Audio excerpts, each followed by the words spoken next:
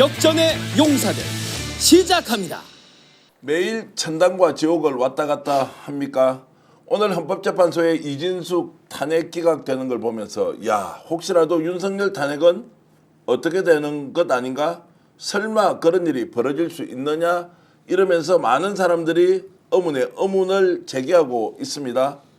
불안감을 조성하는 것이 아니라 지금 헌법재판소가 어떤 상황에서 윤석열 탄핵 심판을 진행하고 있는지 시청자 여러분들과 제대로 한번 따져보겠습니다. 오늘 역전용사 목요일인데요. 제가 직접 진행을 맡았습니다. 노영희 변호사님을 모시고 제가 열심히 노영희 변호사가 갖고 있는 정보 여러분들께 알려드리도록 하겠습니다. 어서 오십시오. 네, 안녕하세요. 목소리 왜 힘이 없습니까? 좀 힘 좀 내주십시오. 제가 좀 몸이 안 좋습니다. 그래요. 네. 자, 그럼에도 불구하고 시청자 여러분을 위해서 하여튼 우렁찬 목소리로 오늘 내용 하나하나 알려드리겠습니다. 자, 고발뉴스 이상호 대표 오셨습니다. 어서 오십시오. 안녕하십니까. 네. 자, 조국혁신당을 빛내는 인물 강미정 대변인 오셨습니다. 네, 반갑습니다. 어서 오십시오. 또 한 분 더 오실 텐데요. 조성은 작가 지금 교통상의 문제가 생겼다라고 해서 조금 늦었는데 오는 대로 여러분들께 소개해드리고 방송 시작하겠습니다. 자, 우리가 과도하게 걱정을 하는 건지 아니면 이런 우려가 실제 있는 것인지 가장 분석 잘하는 노영희 변호사, 오늘 이진숙의 탄핵 기각은 혹시 그럴 줄 알았습니까? 사실은 조금 약간 불이타 느낌이 있습니다. 네. 블랙잭님이 노영희 변호사 정보 정확하지 않던데 이러셨는데 제가 할 말이 없습니다. 사실은 제 분석이 정확했는데 네. 오늘은 약간 좀 안일하게 생각한 부분이 확실히 있는 것 같고요. 저는 사실 이제 이 재판의 중요한 거는 그렇다면 2명 체제를 유지하라는 뜻인가? 과연 그것이 옳다고 지금 판사들이 생각해서 그러는 건가? 이 기각으로 지금 표를 던진 4명의 재판관들이 사실 제일 위험하거든요. 네. 근데 이분들이 지금 요즘 분위기가 바뀌면서 상황이 조금 바뀌고 있는 것으로 제가 지금 얘기를 듣고 있어요. 오늘 뭐 어떤 여론조사? 거기서는 뭐 김문수 씨가 이재명 대표보다 뭐 더 높게 나오는 그런 여론조사도 있었다면서요. 그러니까 그런 걸 보면서 지금 분위기가 이렇게 심상치 않게 돌아간다. 게다가 네. 이재명 대표 오늘 고등법원에서 항소심 재판이 있었지 않습니까? 갑자기 증인 신청을 다 했는데 다 안 받아줬어요. 물론 이제 안 받아줄 거라고 생각은 했습니다만 간단한 문서 송부 촉탁 신청이라든가 뭐 뱀죄 관련해서 뭔가 좀 자료들이 있었는데 그런 거 달라 그러는 것도 사실은 안 해주고 엄청나게 빨리 끝내고 정리해버리려고 하는 그런 느낌들이 좀 있었다는 거예요. 그래서 제가 그쪽 재판부에 이제 있었던 사람들에게 확인을 해보니 그분들은 뭐 그렇게까지 걱정은 안 해도 된다라는 얘기를 지금 하고 있는 것 같이 보이는데 지금 그렇게 안일하게 나이브하게 생각할 때가 저는 아니다. 이거 분위기가 너무 심상치 않게 돌아가고 있다. 특히 지금 여론조사 지지율이 갑자기 뭔가 바뀌었다라고 하는 그 모멘텀이 있던 그 시간부터 지금까지 상황이 우리가 생각했던 것보다 훨씬 더 내부적으로 역동적으로 이렇게 돌아가고 있고요. 네. 김영현도 오늘 헌재에서 지금 그 얘기한 거 들어보면 정말 황당하지 않습니까? 다른 모든 사람 다 거짓말쟁이를 만들면서 네. 둘이 짝짝꿍한 게 너무 티가 나지 않아요? 이런 것들을 보게 되면 이렇게 지금 조용조용히 조심조심 그리고 혹시라도 누구의 심기를 건드릴까 그냥 하고 싶은 말도 못하고 이렇게 억압되는 상황에서 뭔가 그냥 잘 되겠거니 이렇게 믿고만 있어가지고는 안 되겠다. 그리고 지금 현재 문형배 재판소장 대행이 좀 내부적으로 많이 힘들어합니다. 네. 예, 왜냐하면 워낙 공격을 국민의힘에서 많이 하고 있고 테러죠, 테러. 그건. 예, 게다가 권성동 의원 같은 경우 이재명 대표 모친상 가지 않았냐, 부주도 하지 않았냐 그런 적이 없는데 그런 식으로 자꾸 가짜 뉴스를 퍼뜨려가지고 이분을 완전 이상한 사람으로 지금 몰고 있거든요.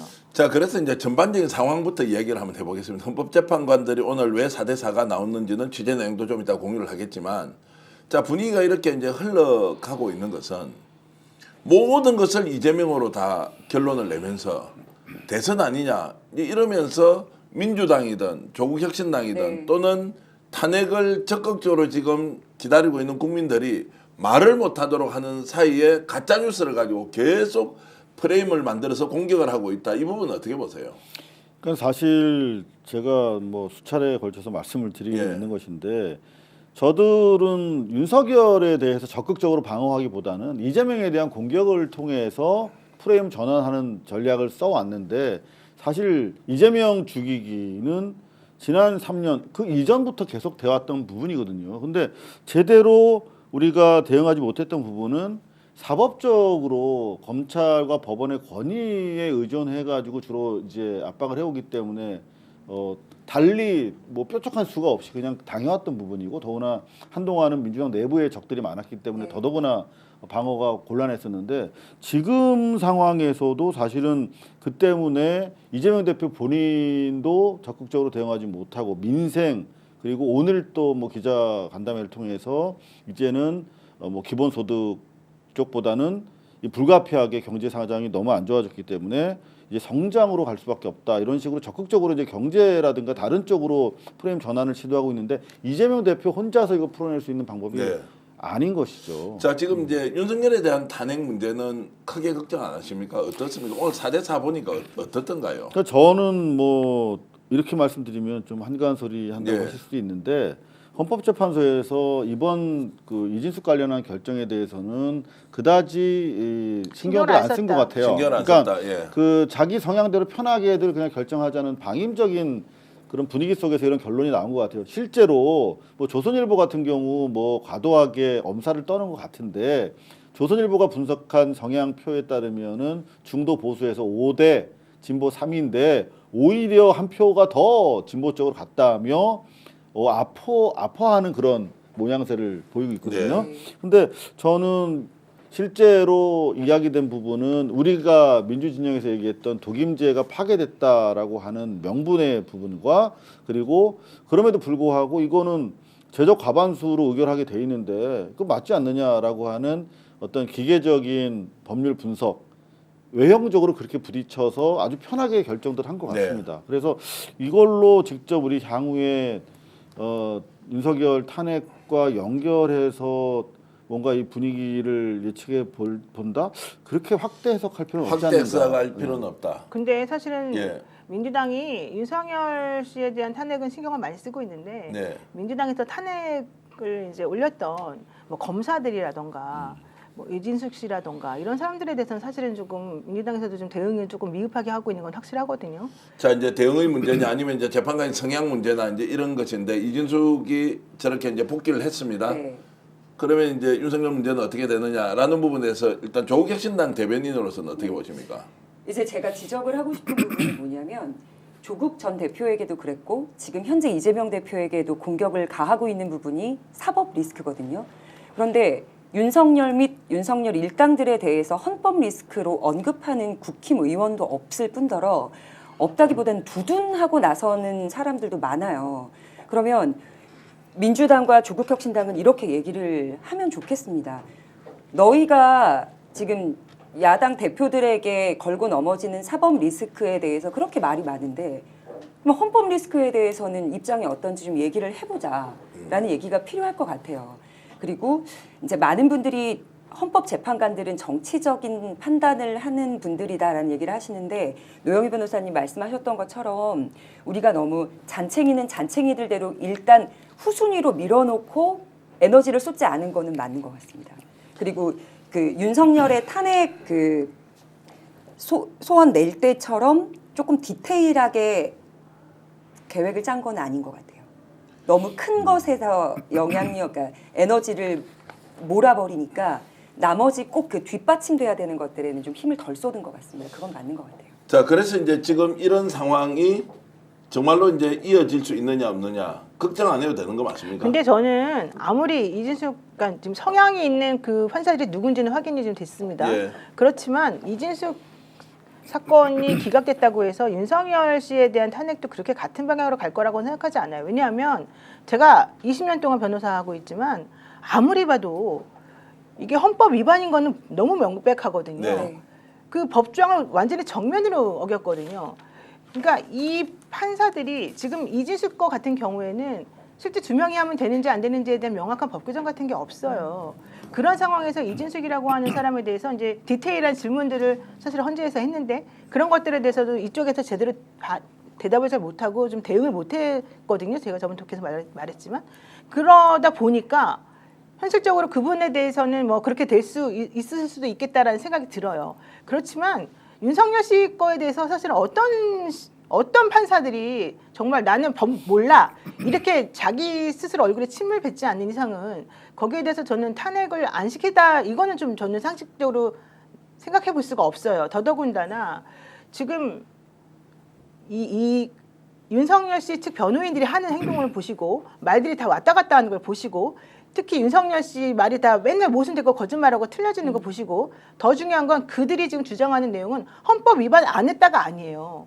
헌법 위반했지만 그거에 대한 판단은 니네가 하는 게 아니라 우리가 하는 거다. 그렇지. 이런 주장을 지금 하고 있어요. 이거는 본질적인 부분에 있어서 헌법재판소 재판관들을 다 무시하면서 네. 자기네만 잘했다 그러고 아무런 대응이 없는 거나 마찬가지거든요. 저는 그 대목에서 사실은 헌재 결정에 대한 불복 빌드업을 하고 있다. 우리 정치 공세의 선전장으로 쓰고 있지 실제로 헌재 재판을 진지하게 임하고 있지 않다라고 생각해요. 그건 불복을 염두에 두고 그리고 오늘 김 의원도 얘기했던 것처럼 자기는 지금 형사법정이 더 중요하다는 거거든요. 그래서 최초에 민주당의 반대 질문도 거부했던 거 아니겠습니까? 자, 그런데 방금 말씀하신 가운데 지금 우리 시청자분들이 많이 걱정하시는 게 이준숙과 관련해서 어떻게 그런 결정이 나올 수 있었을까? 우리가 봤을 때는 이 사실 방통위가 독임제 구제가 완전히 무너진 상황에서 정말 어이없는 사실상 독재적인 처사였고 누가 봐도 그건 해임이 타당한데 말씀 중에 그런 말씀하셨거든요. 그러니까 그 대응이 핵심적인 질문에 대한 대응이 조금 민주당에서 부족했던 것 같아요. 근데 사실 저도 보면서 왜 저거 답변을 못하지? 그게 뭐였냐면 가장 중요한 포인트는 왜 그러면 2명인 상태가 지속되었는가 방통위원회 위원이. 근데 민주당에서는 왜 그러면 추천 안 했어요? 이렇게 물어봤단 말이야 재판장이. 근데 거기에 대해서 정확하게 사실은 준비된 논리가 있었어야 돼요. 네. 근데 어버버 해버렸어. 근데 그걸 결국은 이준숙 쪽에서는 아주 계속 네, 집요하게 맞아요. 물고 늘어졌고 결국은 그래서 이준숙과 관련해서 인용하지 않은 4명의 재판관은 그렇다면 현실적으로 지금 좀 민주당이 추천 안 해주는 가운데 제적 과반수라면 2명으로 할 수 있는 거 아니냐라고 해서 우리 예상치 못했던 결론이 나왔던 것 자, 같습니다. 이제 뭐 방송 기자 출신이니까 질문 하나 드리겠습니다. 이준숙 이렇게 복귀하면은 2인 체제가 합의제임에도 불구하고 본인이 MBC 이사 교체 또는 KBS 이사 교체 이렇게 강행한다고 봅니까? 아니면 탄핵되는 상황에서 계속 지켜만 보고 있을까요? 어떻게 할까요? 근데 안 그래도 그래서 이제 MBC 임원들이랑 뭐 좀 그 관련해서 얘기를 좀 하고 왔는데 사실 이게 저는 뭐 윤석열 탄핵은 기정사실이라고 보고 그리고 2월 말이나 3월에 이제 본격적으로 60일간의 대선 국면이 접어든다고 했을 때 중요한 게 사실은 방송이거든요.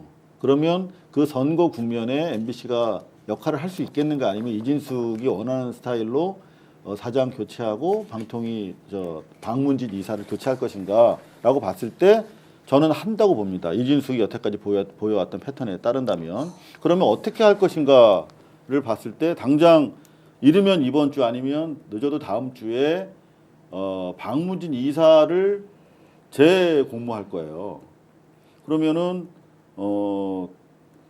방문진을 갈아칠 수가 있는 거거든요. 지금 기존에 그 가처분 인용돼 가지고 네. 현재 계신 이사장 말고 6명을 새로 임명해 가지고 제가 봤을 때는 일단은 그 공모는 추진해서 사장 교체는 교체대로 진행하고 다른 한편으로는 민주당 압박하겠죠. 이제 너희들 다 그래 너 독임제 안 하고 싶으니까 추천해 줘. 근데 그게 쉽지가 않아요. 민주당 네. 입장에서. 아 진짜 이 부분이 너무 아쉬워요. 자, 이제 이 부분은 오래 얘기 얘기는 하기 어려우니까 네네. 그러면 일단 이준숙이 그러면 윤석열 쪽의 마음을 읽고 자 방문진 이사를 임명 강행하면서 혼란을 계속 부추긴다 이렇게 보십니까? 모험을 하겠죠. 모험을 한다. 이진숙 입장에서는 그 분산 지키는 거 분산 효과도 있다. 탄핵이 되면 그러니까 그 윤석열에 대한 탄핵이 인용이 되면 네. 이진숙도 같이 죽는 지금 그 구도잖아요. 그래서 목숨 걸고 하려고 할 텐데 막을 방법을 강구해봐야 될 것 같습니다.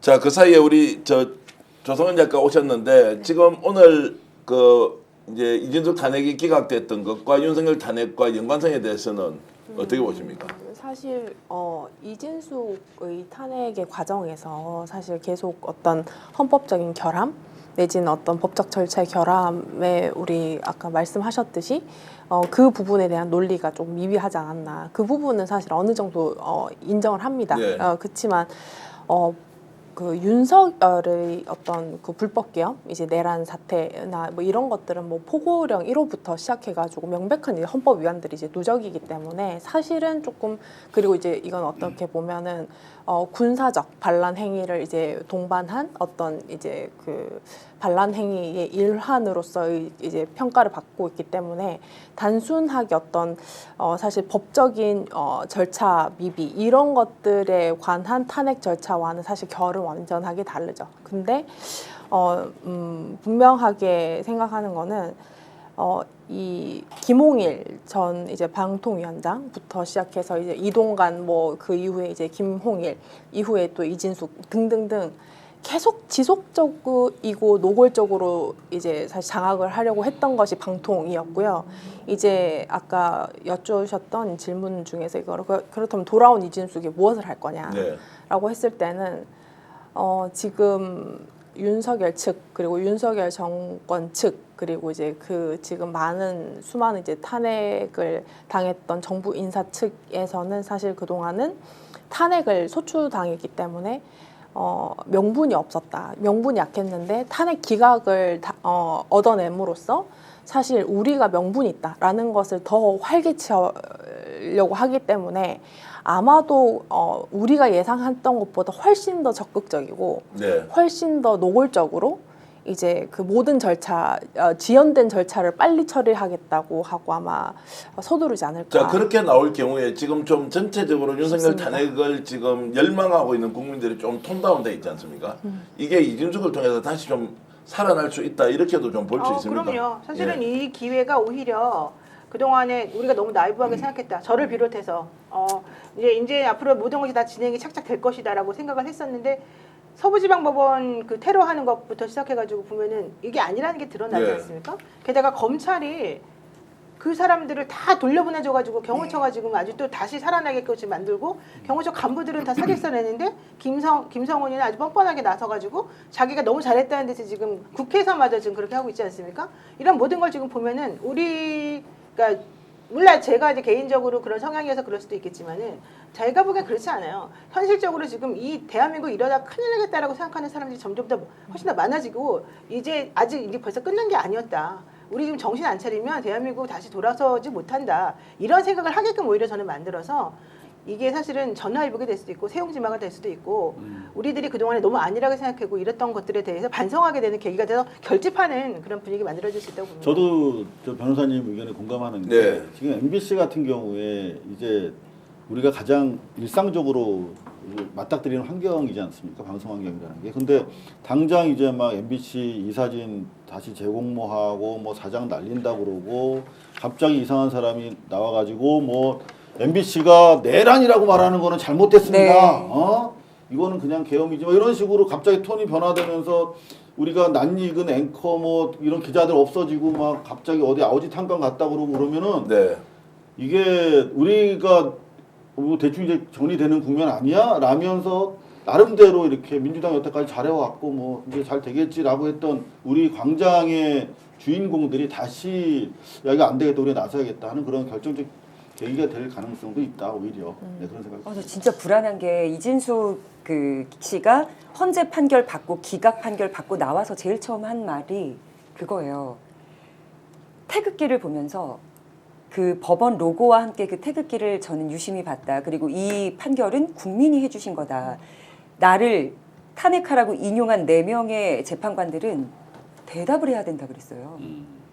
너무너무 불길한 말입니다. 네. 그래서 그 태극기 집회에 뭐라도 언지를 주는 것 같은 뉘앙스의 말들이라서 굉장히 불쾌했고 그리고 진짜 민주당 조국혁신당 철저하게 이진숙 씨 대응할 준비해야 된다라는 느낌도 받았습니다.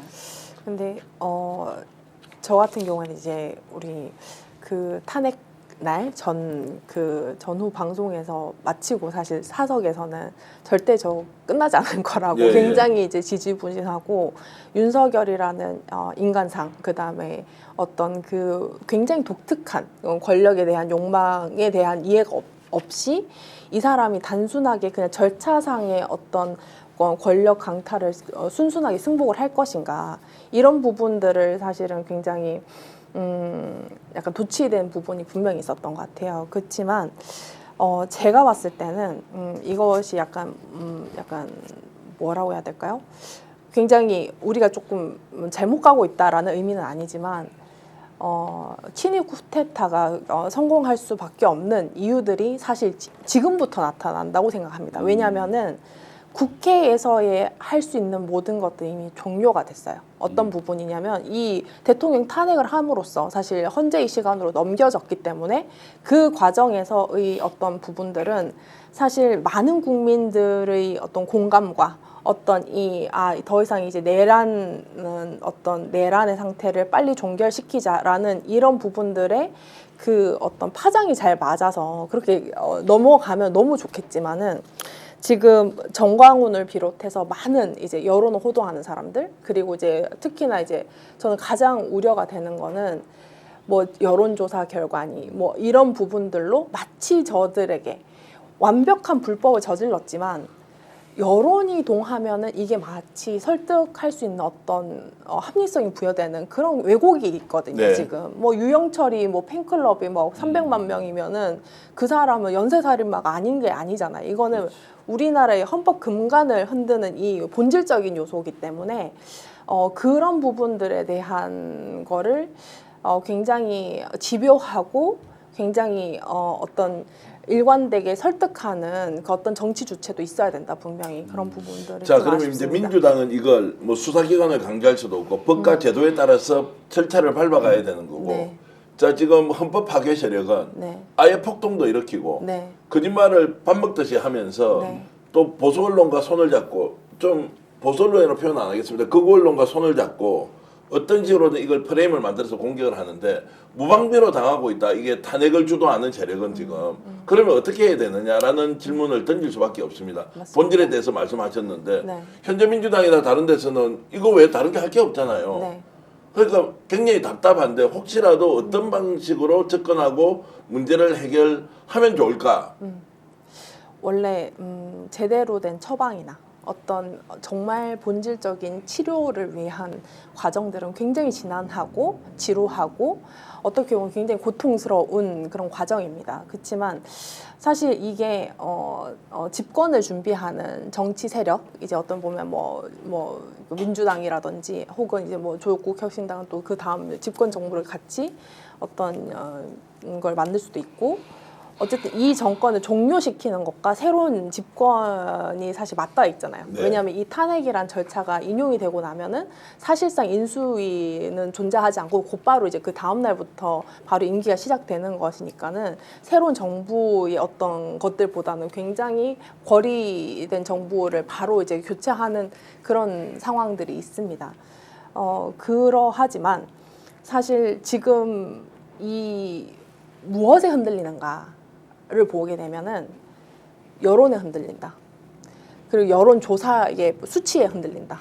그리고 그 여론조사 수치가 마치 윤석열의 불법계엄, 이제 내란을 동조하는 것과 그 동치시키고 있다. 이런 것들을 그리고 그 반대로 이재명이나 뭐 유력한 어떤 그 야권의 뭐 지도자들은 굉장히 뭐 확장성이 굉장히 제한되어 있고 뭐 비호감도가 높고 이런 식의 어떤 판단들이에요. 그러니까 그런 부분들을 사실 민주당 의원들은 굉장히 약간은 좀 너무 그 현상에 대해서 되게 반발을 하면서 기자들의 반감도 좀 사는 부분들도 있는 것 같거든요. 그래서 제가 봤을 때는 지금은 어떻게 보면 제가 예전에도 설명을 했지만 박근혜는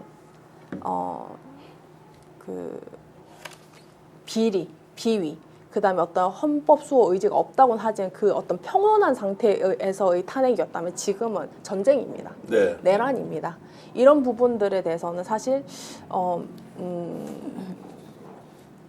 전쟁이 끝났다고 생각했던 부분들이 있다고 저도 그러니까 생각해요. 이제 공감합니다. 수단과 관련해서 지금 이제 민주당이 온건하게 갈 수밖에 없는 현실적 상황이 존재하고 네. 이 사람들은 위법 불법을 밥 먹듯이 하고 검찰도 완전히 지금 뭐 윤석열 앞잡이가 돼서 지금 한다는 비판을 받지 않습니까? 이제 이런 상황에서 동력이 야권적이 좀 떨어져 있다. 이걸 어떻게 채워갈 것이냐라는 문제를 좀 말씀을 해주시면 좋겠습니다. 저는 민주당이라든가 야당이 정치 세력이잖아요. 그럼 제대로 정치를 하면 돼요. 네. 그러니까 민의를 가장 효과적인 교용성이 높은 다양한 방법으로 펼쳐내는 거 그게 정치 세력이 하는 일이잖아요. 근데 우리가 봤을 때 너무나 제한적인 툴만 쓰고 있다. 정도를 걸어요. 그러니까요. 국힘처럼 이렇게 더럽게 자, 하지 지금 않는 상황이 얼마나 작은 심각하냐면 사실 어찌 보면은 헌법재판소를 사실 능멸하는 짓들을 하고 있는 거 아닙니까? 예, 뭐 가지고 바이든 놀더라고요. 날리면도 아니고 예. 저는 저거 오랄 내란이다. 오랄 예. 그 전쟁을 지금 헌법이라고 하는 그 최고 수호 기관 국민을 위한 헌법재판소거든요. 저거 정치 세력이 능멸하고 아니고. 예. 근데 그 국민을 위한 국민에 의한 헌법재판소에서 바이든 날리면 어떻고 무슨 내가 뽑으라고 하는 거는 의원들 빼오라는 게 아니라 요원들 빼오라고 한 거야부터 시작해서 뭐 계몽. 계몽령인지 무슨 이게 뭐 계엄령이야 이러면서 말 따먹게 장난하고 나왔는데 우리는 그걸 보면서 비웃잖아요. 저 쪼다들 맞습니다. 저거 분명히 탄핵이야. 완전히 재판장들 골지르고 나왔네. 라면서 즐길 상황이 아니라니까요. 지금 중요한 게 뭐냐면 네, 잠깐만 이거 마무리할게요. 네. 쟤들은 헌법재판소의 인용 결정에 대해서 승복하지 않겠다라고 선언하고 온 거예요. 네. 자, 그런 한편에 정말 오늘 중요한 정치사법적인 이벤트가 있었잖아요. 뭡니까? 공수처에서 검찰로 이첩했어요. 조기 이첩했어요. 예, 예. 저희가 그토록 그 우려했던 부분이 현실화된 것인데 조선일보가 빨리 넘기라고 그 난리를 치지 않았습니까? 조선일보가 빨리 하자라고 하는 거는 거꾸로 이해를 해야 되는 거잖아요. 천천히 갔어야만 하는 거였어요. 그러면 빨리 넘김으로써 이제는 아마 모르긴 몰라도 최상목이 뭐 내란 특검, 상시 특검 이제 아마 통과시켜 줄 수도 있어요. 왜? 이제 신병이 검찰로 넘어갔으니까. 그래서 검찰이 누누이 우려를 제기했습니다만 네. 풀어줄 수도 있는 상황이 됐어요. 합법적으로. 자, 그러면 풀어주고 나서 우리가 어떻게 할 겁니까? 수성전 하면서 헌재 인용 무시하고 재판 과정에서도 계속 질질 끌면서 오늘처럼 입 맞추고 무시하고 해가지고 대법원까지 간다. 그 사이에 이제 대선이 펼쳐지면 우리는 불리하다. 자, 민주당 어떻게 해야 되는가? 정치력을 어떻게 발휘해야 예. 되는가? 저는 권성동 하는 거 그대로만 하면 된다고 생각해요.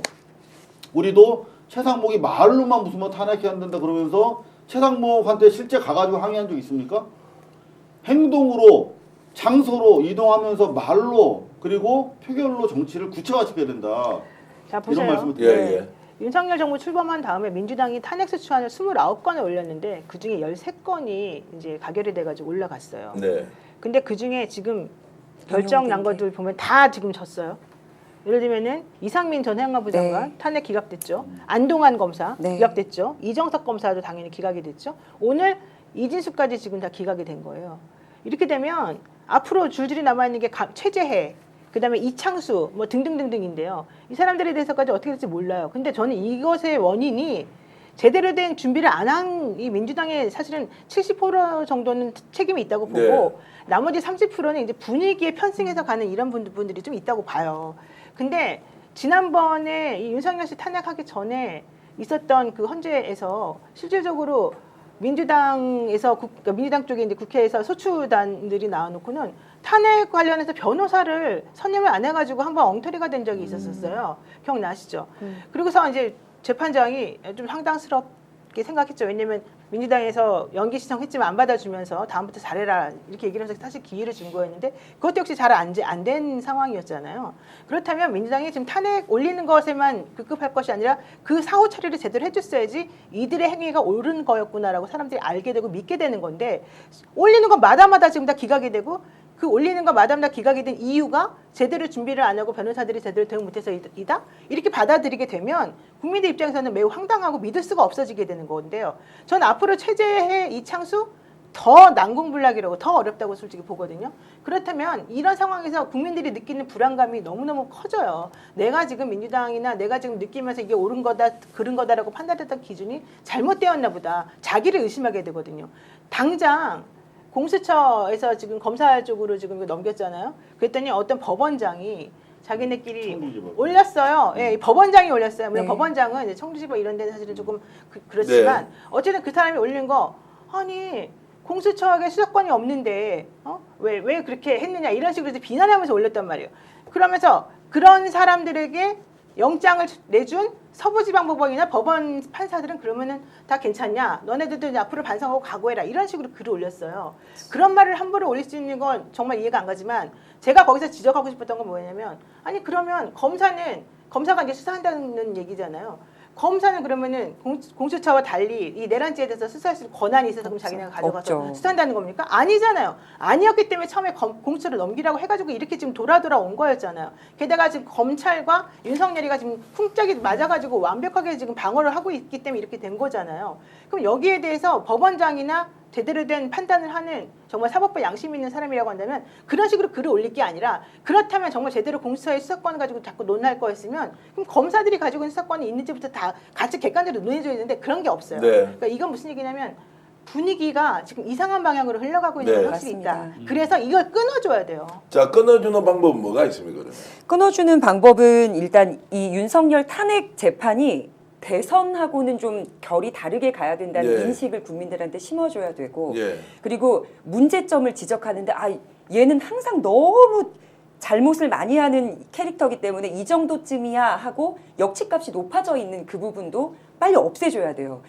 김성훈 그 차장 구속영장 기각시켜 버렸잖아요. 그래서 풀어줘 버리니까 윤석열 옆에서 머리에 뽕도 넣고 가고 얼굴에 파운데이션도 두드리고 헌재 출석한 거 아닙니까? 그래서 오늘 분위기가 이상하게 흘러가니까 재판 받고 있는데 윤석열이 웃어요. 네. 너무 기분이 좋은 거예요. 오늘 아마 그 PD님 사진 있으면 한번 예, 띄워봐 예. 주시겠어요? 너무너무 기분이 좋은 나머지 저렇게 활짝 웃습니다. 그러면 이 재판은 탄핵될 거는 일단 자명하기 때문에 너무나 그 증거들이 많아서 그건 일단 그렇다 치고 앞으로 남은 진짜 처벌받을 것들 있죠. 형사재판에서 해야 될 그 조각들을 빌드업을 충분히 다 했을 때 만족감에 나오는 웃음이에요. 그래서 우리는 헌법재판과 앞으로 있을 형사처벌 따지는 그 형사재판을 국민들께서 제대로 알고 분리를 해줘야 되고 이건 대선이랑은 좀 결을 다르게 봐야 된다는 네. 인식을 빨리 구별해줘야 됩니다. 자, 어쨌든 제대로 싸우지 못해서 그렇다. 아니면 상황이 저렇게 흘러가 버리니까 어쩔 수 없이 당하는 것이다. 댓글로 많은 분들이 의견 주고 계신데요. 자, 민주당 편 안 든다고 꾸짖지 마십시오. 지금 민주당을 편들고 안 들고 이 문제가 아니라 지금 뭔가 분위기가 심상치 않으니까 심기일전의 자체로 뭔가 새롭게 좀 해야 되는 거 아니냐. 조성은 작가는 원래 탄핵이 될 때도 저 사람들 절대로 주저앉을 사람이 아니라고 일관되게 얘기를 했는데 조금 전에 봤던 윤석열 사진 한 번 더 띄워보시고 그 사진 보면 어떤 생각이 들어요? 제가 사실 그 내란 12월 3일과 4일 새벽 사이에 제가 윤석열은 목숨을 내놔야 된다 이런 글을 올렸어요. 그게 이제 어떻게 보면 굉장히 폭력적이다. 누가 신고를 했나 봐요, 그 글을. 근데 이제 제가 그 글을 썼던 이제 배경을 설명하면서 윤석열이라는 사람은 이제 자신의 징계 상황, 이제 검찰총장일 때 어떤 징계 재판 관련해서도 그렇고 이 사람이 대응하는 이 모든 것들의 누적을 봤을 때는 절대로 이 탄핵이 소추가 된다고 한들 저 사람이 쉽게 권력을 놓지 않을 거다. 그리고 저 사람은 그 저 권력에 대한 탐욕은 사실상 어떻게 생명이 끝나지 않는 이상 굉장히 노골적이고 집요하게 갈 거다. 이 부분에 대해서 이제 말씀을 드렸었고 이제 그때 당시에는 뭐 곧 탄핵이 될 건데 이렇게 굉장히 이제 그래도 조금 상기됐던 부분이었던 거죠. 근데 사실 저는 그렇습니다. 아까 우리가 권성동이랑 똑같아지면 되는 거 아니냐라고 하지만 사실 저는 그건 반대요.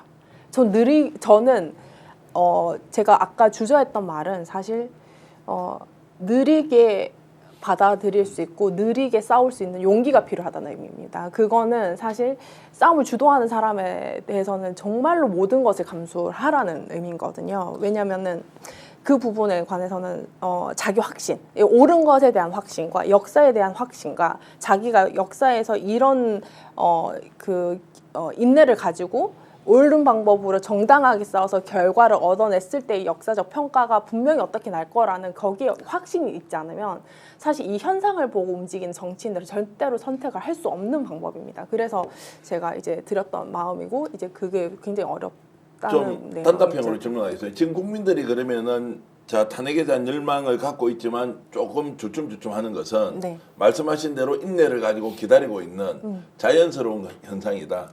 아니면 지금 쳐다보려니까 너무 답답해서 아이고 당분간 나 안 볼란다라고 하는 겁니까? 두 가지가 같이 있죠. 같이 있다. 같이 있고 제가 이 탄핵에 관련했던 이 12월 3일 새벽부터 이제 탄핵 소추가 되는 그날 그리고 이제 관저에서 체포당할 때까지 그때 어떤 광장에서 보이는 그 추운 날의 시민들도 분명히 있지만 그 뒤에서 묵묵하게 기다려주고 지켜보고 이제 혼낼 준비를 하고 있는 국민들도 굉장히 많거든요. 그렇지만 분명한 것은 이쪽은 어떻게 보면은 지금 직무 정지를 시켰기 때문에 1차적인 성취는 있었단 말이죠. 근데 우리가 간과한 것은 저 집권 세력이 정당한 정치 세력의 행태를 유지하는 그런 정당인가?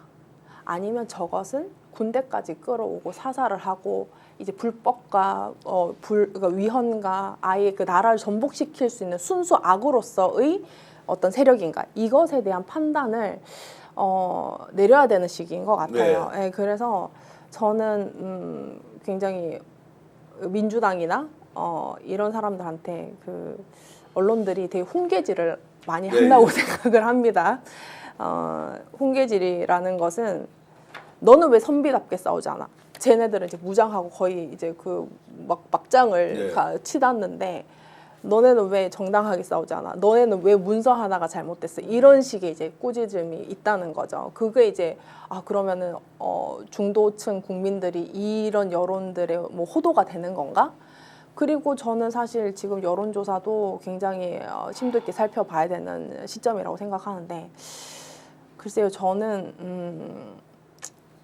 헷갈릴 때는 백투 베이직 원칙으로 돌아가야 된다. 그래서 우리 노영희 변호사님이 말씀하셨듯이 헌법재판소에서의 모든 승부를 걸어야 된다고 생각을 합니다. 어쨌든 아니에요. 오히려 잘 됐어요. 뭐가 잘 됐냐? 그동안에 좀 흐트러지고 우리 너무 힘들게 달려와서 너무 피곤하니까 좀 쉬고 싶어. 맞아요. 그렇게 생각했던 이런 마음이 아니다. 그렇게 하면 큰일 난다는 걸 지금 이번에 다시 보여준 거고요. 네. 민주당도 제대로 탄핵 가결 올렸으면은 제대로 끝까지 싸워야지 올린 걸로만 끝내면 안 된다는 걸 다시 한번 알려준 거고요. 저는 오늘 사건을 통해 가지고 많은 사람들이 오히려 교훈을 얻었고 더 결집하게 됐고 더 차라리 어떤 의미에서는 더 잘 된 것이라고 생각합니다.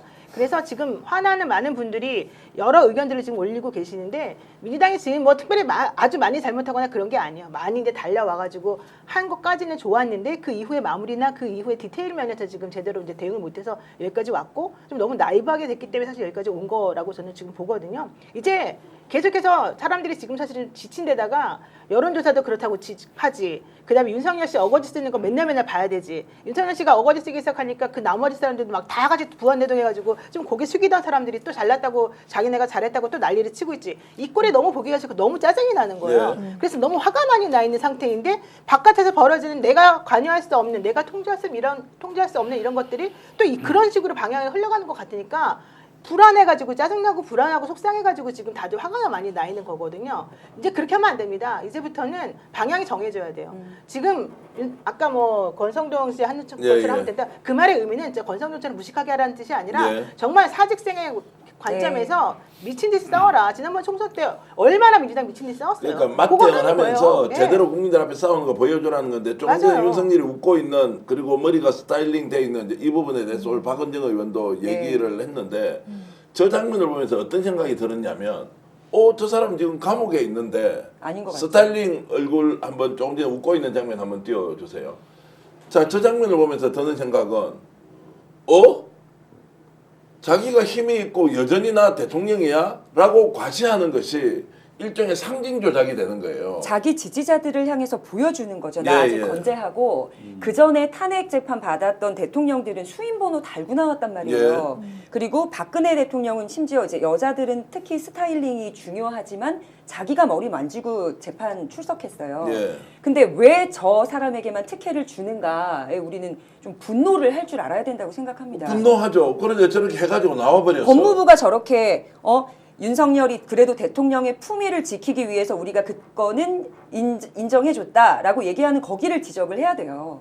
자, 그럼 법무부가 교정당국에서 저렇게 허가를 했다고 하는데 그 교정당국이 저걸 결정할 수 있습니까? 교정청장이? 교정당국은요 법무부 특히 검찰 조직에서 제일 핫발이에요. 예. 핫발이 정확하게 보면 교정본부 같은 경우 검사들은 그냥 자기들 저 민원 창구에 불과해요. 자기네 거기서 용돈 벌이하는 누구 특별 면회 지켜주고 용돈 벌이하는 그냥 아주 힘없고 검찰 본 대검에서 그냥 그 맘대로 할 수 있는 데거든요. 그러니까 대검이 여전히 윤석열에 의해서 장악돼서 여전히 정권 그대로 변함이 없다는 걸 상징적으로 보여주기도 하지만 내면적으로도 그렇다는 것을 우리가 알 수 있어야 돼요. 네. 무슨 말이냐면 사실 윤석열이 꺾어지는 모습을 보여야 분위기 달라지고 그 기세로 이제 속도전을 벌일 수 있는 것인데 맞습니다. 지금 여전히 윤석열은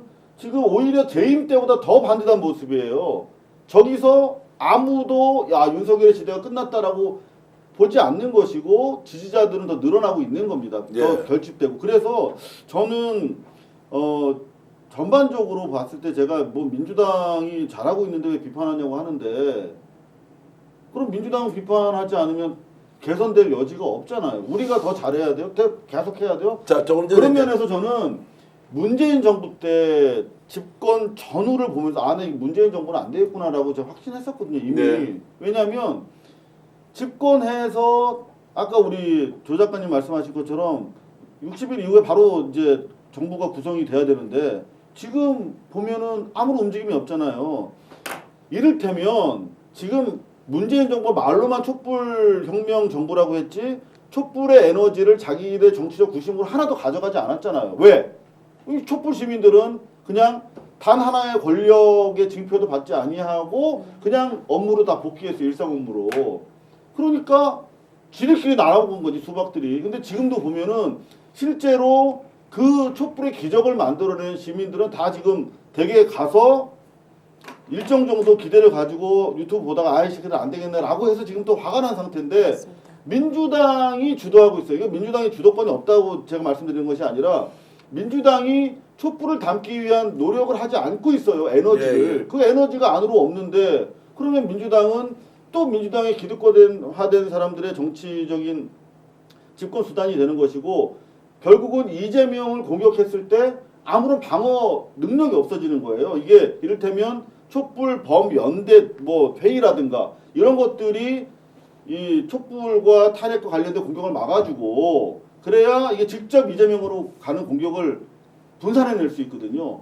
그리고 이 동력을 가지고 집권 이후에도 뭔가 계획을 짤 수 있고 지금 사실은 그 혁명위원회 같은 데서 뭐 캐비넷 섀도우 캐비넷도 이렇게 조각하는 그런 즐거움도 시민사회에서 만끽하고 이래야 되는데 그런 거 하나도 못하고 있는데 어떻게 집권 이후에 만약에 집권한다고 해도 제대로 할 수 있겠는가라는 걱정이 벌써 들고 있는 자, 이제 준비는 열심히 하고 있을 것이다 라는 일단 생각은 하고요. 다만 지금 현상적으로 국민들 앞에서 싸우는 모습이 보이지 않는다는 건데 그 잠깐만 이상호 기자 지금 뭐 한 게 좀 교정을 할 게 있어서 조금 전에 저 교정당국이 용돈이나 받아먹는 조직이라고 아니 아까 교정 당국이 먹는 게 아니라 예. 검사들이 교정 당국에다 민원해가지고 검사들이 술 처먹는 그 통로예요. 예, 통로라고 하는 소문이 있다라고 하면 어떻습니까? 그거를 전원에 이제 의하면. 해버리면 이게 혹시라도 이제 예. 하도 공격을 많이 받고 저도 기소를 당하고 있어가지고. 아 제가 검찰 기자 3년 하면서 대검에 1년 있었거든요. 예. 그때 제가 본 내용으로 그래도 나는 고발한다는 책에 있는 내용을 제가 예. 어쨌든 책에 있는 지금은 내용을 뭐- 전언했다. 네, 네. 예, 그렇게 이제. 근데 그건 뭐 똥 먹던 개가 갑자기 끊겠습니까? 자, 그래서 오. 교정당국의 이제 스타일링 이야기를 조금만 더 할게요. 아니 그 얘기 내가 예. 할게요. 이게 뭐냐면 지금 오르골 양인의 TV님이 윤석열 웃음이 스스로 자기를 죽이는 죽음의 독약이 될 거다. 네. 전 이 말이 딱 맞는 말이라고 생각하고요. 지금은 웃고 있으나 달라진다, 바뀐다 이 말 하고요. 그 스타일링 관련해 가지고는요. 박근혜 전 대통령하고 자꾸 비교들을 많이 하시는데 박근혜 전 대통령은 이미 헌법재판소에서 파면되고 즉 탄핵이 가결돼서 네. 파면이 되고 난 다음에 구속이 그쵸. 돼가지고 대통령의 지위를 잃어버린 사람이었어요. 예. 전직 대통령 그걸 할까 말까 그때 고민하던 그 정도 상황이었잖아요. 근데 윤석열 씨는 아직은 직무 집행이 정지됐을 뿐이지 대통령의 신분이 아직 유지가 되고 있어요. 그렇기 때문에 스타일링 관련이나 경우 관련해서도 예, 지금 어느 정도 박근혜 씨하고 좀 다른 면이 좀 있는 거예요. 그러니까 이걸 특혜라고 생각할 수도 있겠지만은 사실은 이제 엄격히 따지면은 그래도 구치소 들어가는 사람이니까 그렇게까지 안 할 수도 있지 않냐 생각하겠지만 또 이 위에 있는 공무원 조직은 조금 다르거든요. 그러니까 그런 측에서 여러분들이 조금 이해를 해주시면 좋을 것 같아요. 근데 그거 자체가 뭐 중요한 건 아닌데 이제 저 사람이 저걸 가지고서 왜 좋아하느냐? 자기가 그렇게 뭔가 이런 디테일한 걸 사람들이 잘 신경을 안 쓰니까.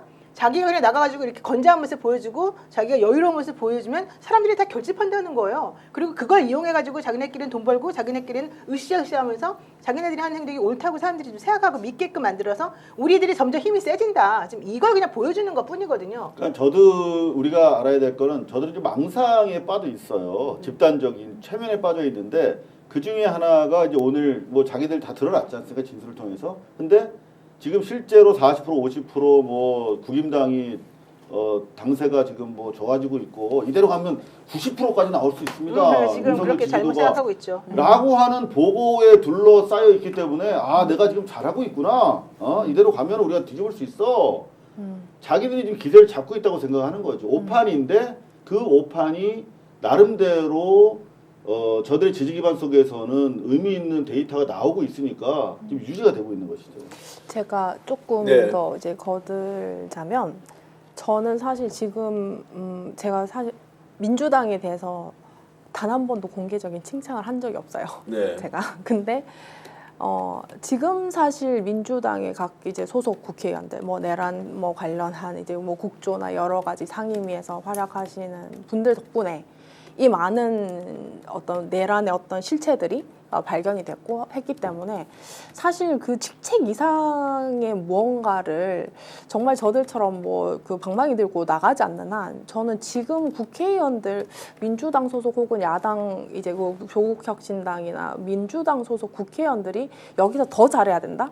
저는 이보다 잘할 수 없을 정도로 잘했기 때문에 여기까지 왔다고 생각해요. 왜냐하면 그렇지 않다면 친일 쿠데타는 절대로 함부로 꺾일 권력이 아니기 때문에 저는 보면서 그래도 참 역대 국회 중에서 가장 자기 할 일 그리고 자기가 속한 대한민국의 헌법이 어떤지 자기의 헌법 기관으로서 국회의원의 역할이 어떤지를 가장 잘 인지를 하고 일을 하고 있구나라고 생각을 해서 오히려 저는 칭찬을 받아야 마땅하다고 생각하고 네. 이것을 정치 세력하고 여론오호도 시키고 이건 사실은 굉장히 작전, 전략 혹은 굉장히 뭐라 해야 돼 기술 이런 느낌이거든요. 그거랑은 조금 구별을 해야 된다고 생각을 자, 합니다. 여론의 추이가 실제 바뀌었다. 저는 뭐 조작이다. 또는 여론조사가 조작이 아니어도 민심이 그대로 반영된 건 아니라고 보는 쪽이지만 네.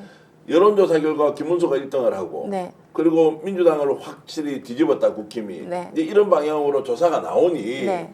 야 탄핵 안 될지도 모른다라고 이렇게 연결해서 생각하는 것은 어쩌면 당연한 거 아닌가요? 그러니까 이거는 저희는 김문수 후보가 되면 좋은 거 아닙니까? 예, 후보가 되면 좋은 거 아닌가? 저는 그런 예. 생각을 합니다. 왜냐하면 이 현상이 매일 바뀌는 이 현상에 대해서 와 갑자기 계엄 직전에 11월 말에 26%였습니다. 윤석열이. 근데 갑자기 계엄을 하니까 46%가 됐어요. 23%, 24% 됐던 사람이. 그러면은 이 이후에 뭐 이재명 혹은 뭐 김문수 누가 이제 집권을 되더라도 정권의 어떤 그 지지율만 떨어지면 다 계엄을 할 거 아닙니까? 이렇게 다 환영을 하는 방법 이런 거잖아요. 근데 그것이 이제 말이 안 되고 그것은 분명히 헌정 질서 안에서 분명히 퇴출될 시기가 옵니다. 시기가 오고 그 부분에 대해서 의심을 하지 말자는 거예요. 그리고 두 번째는 지금 일을 잘하고 있고 사실 지금 국회의원들 지금 특히나 뭐 법사위 혹은 뭐 각 이제 국조나 뭐 국방위 여러 이제 이쪽 분야들은 보좌진들 포함해가지고 의원들도 잠을 못 자고 거의 의정 네. 활동하고 있을 겁니다. 그 부분에 대해서는 왜 더 잘하지 못했냐 이런 부분들은 아예 너무 잘하고 있다. 오히려 칭찬을 해줘야 된다고 생각해요. 그러면 좀 이런 상황이 그냥 가더라도 네. 기다리고 있으면 된다. 기다리고 있다기보다는 이제 아까 말씀드렸듯이 헌법재판 그리고 저런 부분들이 아까 독이 될 거다라고 했지만 예. 분명한 그 우리가 선에 대하고 이제 어떤 올바른 결과에 대해서 믿음을 잃으면 안 돼요. 저들 악에 대한 믿음이 공고하지 않습니까? 근데 여기서는 선에 대한 의심을 하다 보면은 그게 이제 그 싸움이 안 된다는 거죠. 그래서 제가 생각하는 부분들은 제가 이제 그저께인가요? 제가 이제 SNS에 글을 올렸는데 그 약간 그 엑소시스트 왜 뭐 퇴마하는 그런 영화 보면 마지막에 제일 발악을 합니다.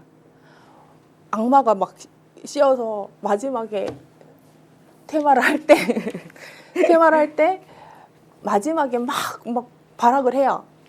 그때 너무 힘들어 하니까는 이때 물러나자 하면은 신부님이 죽는 게 보통 영화고요.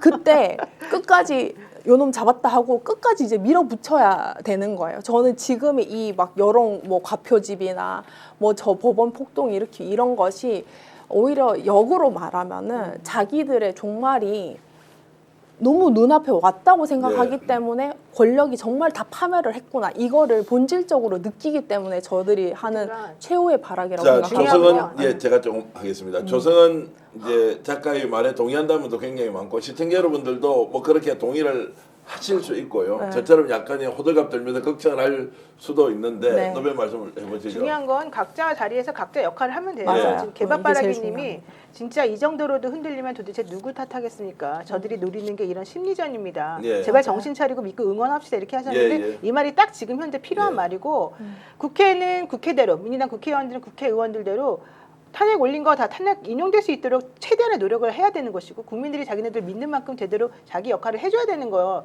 자기네들이 뭘 잘한다 못한다 이런 거 가지고 지금 당장 평가받으려고 생각할 필요가 전혀 네. 없어요. 그다음에 지지하는 사람들은 지지하는 사람들 나름대로 믿을 건 믿고 그다음에 뭐라고 욕할 건 욕하고 이런 균형을 좀 맞춰가지고 해야 되는 거지. 지금 우리 정기한 대표처럼 아까 이제 표현에 의하면 호들갑 떤다 여기에 자꾸 사실 이제 신경 쓰고 막 이러면서 화낼 필요도 사실 예. 없어요. 정기한 대표는 자기가 방송하는 사람이니까 이제 방송에 맞게끔 지금 이런저런 얘기를 하는 것 뿐이니까 그걸 좀 욕할 필요도 사실은 저는 없다고 봐요. 그러니까 이런 상황이 전체적으로 보게 되면 국민의힘은 국민의힘 사람들 나름대로 자기네가 할 역할을 하는 거예요. 근데 지금 그런 것들을 예전에는 그냥 완전히 확 죽어가고 있다가 이제 갑자기 좀 살아나는 것 같으니까 갑자기 생각보다 훨씬 더 많이 분위기가 올라가는 것처럼 자꾸 과장되게 우리들이 지금 느껴서 그러는 거지 또 실제 들어가면 그렇지도 않아요. 그러니까 자기 할 일 자기가 제대로 하고 국회가 할 일 국회가 하고 우리는 화낼 거 화내고 비난할 거 비난하고 칭찬할 거 칭찬하고 이 정도로 정리를 해준 게 되는 맞을 것 같아요. 그 계엄군들이 여론조사 꽃 굳이 찾아간 이유를 보면 알 수 있을 것 네. 같습니다. 자기 마음대로 컨트롤이 안 되는, 그러니까 정확하게 뭔가 그 표본을 딱 내놓을 수 있는 곳이라고 생각해서 방해가 되는 세력이라 제거하려고 갔던 거라고 모두 알고 계시잖아요. 그리고 지난 4.10 총선에서도 뚜껑 열기 전에는 국힘 지지율 높았습니다. 강서구청장도 마찬가지고. 네. 그래서 이 부분에 일희일비하지 않는 그 마음이 중요할 것 같고요.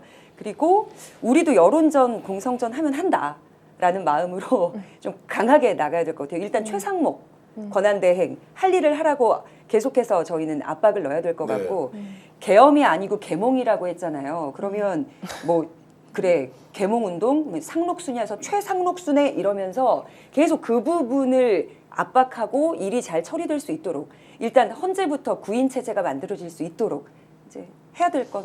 근데 그 말씀을 들어보면 이제 국민들은 이미 알고 있다. 이건 뭐 게임 다 끝난 거고 탄핵되는 것이고 새로운 정권 만들어질 것이다라고 국민들은 알고 있기 때문에 오히려 느긋하게 기다리는 것이다. 이렇게도 볼 수 있습니까? 두 가지 측면이 있는 것 같은데요. 이제 일단은 저 지금 사실 2년 반 동안 저런 상태의 대통령이 집권했다는 게 사실 굉장히 공포잖아요. 예. 일단은 거기 직무 배제를 했다는 그 안도감이 분명히 있을 것이고 사실은 현실이 굉장히 경제 상태나 이제 현실적인 어떤 민생 경제 이런 상황들이 굉장히 안 좋기 때문에 거기 매몰될 수 없는 현실적인 문제도 있을 겁니다. 그래서 이제 그냥 민심은 천심이다라는 그것과 우리나라 정치인들 중에서 제일 현명하고 제일 똑똑하고 제일 어떤 탁월한 정치인이 저는 국민이라고 생각을 하기 때문에 그 부분에 그걸 뛰어넘으려고 하지도 말고 그것을 이제 의심을 하지도 마라.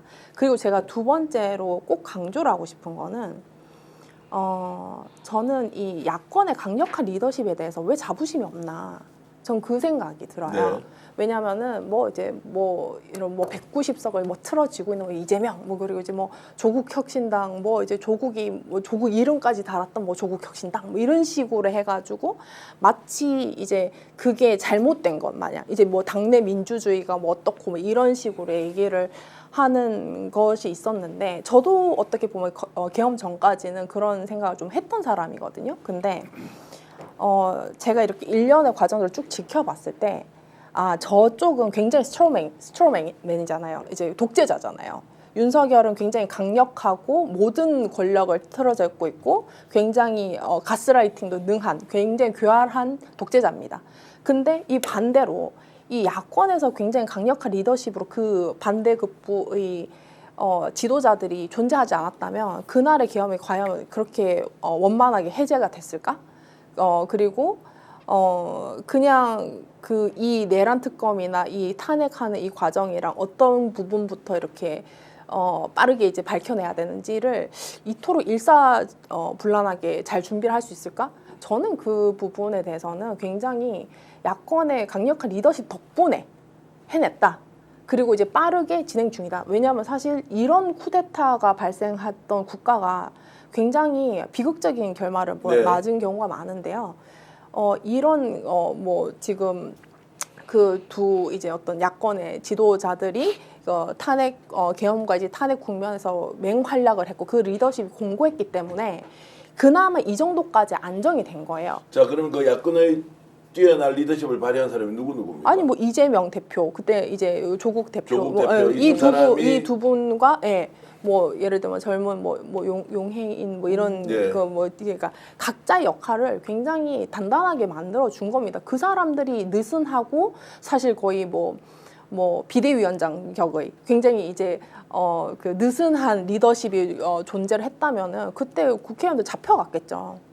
저는 이재명 대표가 이제 라이브 딱 켜고 국회로 모여주십시오. 네. 국민 여러분. 이렇게 얘기를 할 수 있는 리더십이 없었다면은 사실 그날은 굉장히 저는 너무 위험했다고 봐요. 왜냐하면 저 같은 경우에는 고발사주 사건 당시에도 저 살해 협박 진짜 많이 받았거든요. 그때는 되게 현실감이 없다고 생각했는데 제가 이번에 법원 폭동이랑 기자들 막 이제 구타를 하고 이런 부분 보고 내가 굉장히 사실 위태로웠었던 거였구나를 지금 사실 늦은 공포가 사실 좀 있습니다.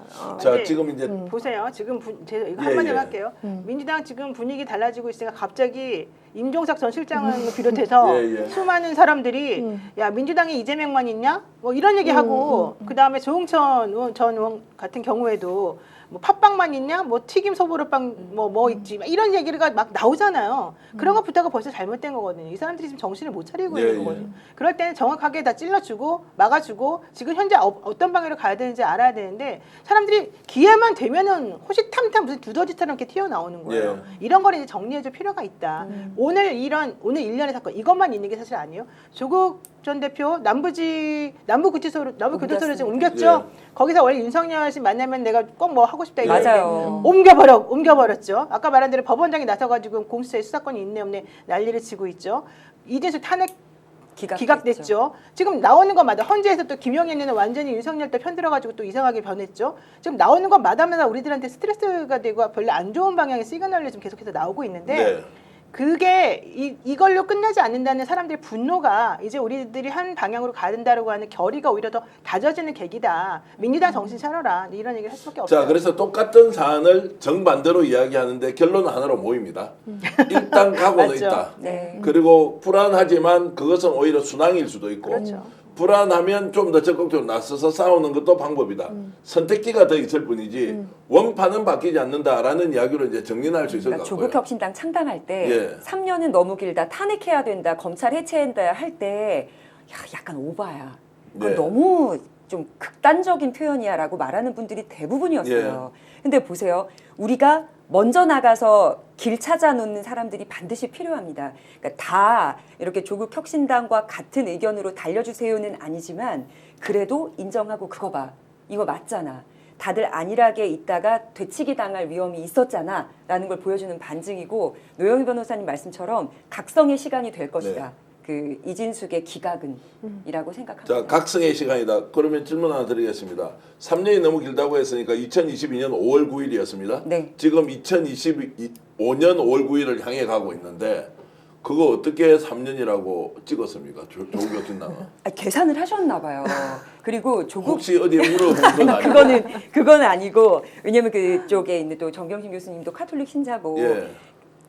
당신의 사주로 전봐서 조언해주겠다고 하는 무속인들 연락하지 말라고 애초부터 조국 전 대표는 다 끊으셨던 분이기 예, 때문에 근데 계산을 하셨는지 어떤 느낌을 받았는지 3년을 딱 정하고 이 안에 해결해보겠다라고 그냥 달리다가 지금 옥중 편지 보내는 그 자리로 가신 거란 말이에요. 그 아이디어는 조국 대표의 네, 머리에서 맞습니다. 나온 겁니까? 조국 대표가 내신 혹시 강 대변인 뭐 하신 거 아니고? 느낌 동참은 합니다. 네. 자, 그래서 국민들한테 좀 희망 주기 위해서 노영희 변호사가 2월 중에도 끝날 수 있다, 3월 중에도 끝날 수 있다라고 이제 쭉 두 가지 안을 냈는데 탄핵 심판 결정 언제 납니까?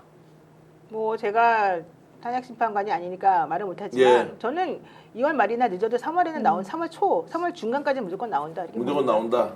저도 2말 3초. 2말 3초. 네. 이상호 기자 어떻습니까? 네, 저도 그렇습니다. 2말 3초. 그러면은 2달 지나면은 대통령 선거까지 해야 되는 상황. 아니 보세요. 오늘 이재명 대표 사실은 이 항소심이 갑자기 변론을 26일에 종결하겠다 해가지고 난리가 났는데요. 생각해 보면은 2말 3초 지금 얘기하고 있잖아요. 그때가 변론 종결이에요. 그럼 판결 선고는 아마 3월달에 나오겠죠. 네. 그럼 그 전에 이미 탄핵 관련해 가지고는 결정이 좀 어느 정도 저는 될 거라고 지금 네. 봅니다. 왜냐하면 증인이나 이런 것도 전부 다 2월달 안에 다 정리가 될 테니까.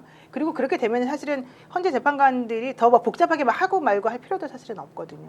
그렇게 되고 나면 또 사실은 이제 끝나는 것 때문에 다들 좀 충격을 받긴 했고 너무 빨리 이 고등법원에서 이 날짜를 잡아가지고 좀 충격받긴 했으나 괜찮습니다. 아직 이 상황 자체는 지금 달라진 게 아닙니다. 자, 어쨌든 여러분들 걱정도 하시지만 그 걱정이 걱정으로 끝날 가능성이 높다는 말씀도 드리겠습니다. 자, 강하고 강한 이재명 중심으로 하나가 되어 승리합시다. 최인숙님, 현파리님, 낙원님, 핵분노님, 그리고 김동거리님, 여러분들 의견 주셔서 고맙습니다. 최영희님도 고맙습니다. 노영희 변호사 친구 모임입니다. 최영희. 네, 노영희, 최영희. 자, 방법을 알려주세요 했는데 방법은 여러분들이 다 알고 계시고 오늘 이 방송 이렇게 마지막 순간까지 뜨겁게 시청해 주셔서 진심으로 감사의 말씀드리고요. 저희들 구독, 좋아요 눌러주시면 큰 힘이 된다. 노영희 TV, 영진이 TV가 있고요. 고발뉴스 이상호 기자가 진행하는 고발 뉴스 TV도 있습니다. 조국혁신당 TV도 네, 조국혁신당 여러분들 TV도 있습니다. 열심히 구독, 좋아요 눌러주시면 좋겠습니다. 광고 한 말씀 제가 드리겠습니다.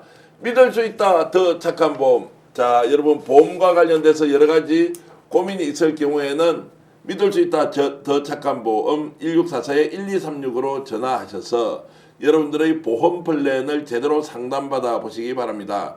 현재 가입하고 있는 보험이 여러분에게 맞는지 진단 서비스와 리모델링을 할 수 있는 맞춤 상품까지 제안하고 있는데요. 1644-1236 또는 010-7612-3303으로 연락해서 현명한 보험 플랜을 만들어 보십시오. 보험 필요하시면 꼭 더 착한 보험 24시간 상담 예약 가능합니다. 여러분 시청해 주셔서 고맙고요. 오늘 역전 용사들 나와주셨는데 자, 노영희 변호사 늘 응원해 주시고 조성은 작가 응원해 주시고 이상호 기자 화이팅 응원해 주시고 조국혁신당을 이끌어가고 있는 강미정 아이코. 대변인을 응원해 주시기 바라겠습니다. 여러분 응원하겠습니다. 고맙습니다. 고맙습니다.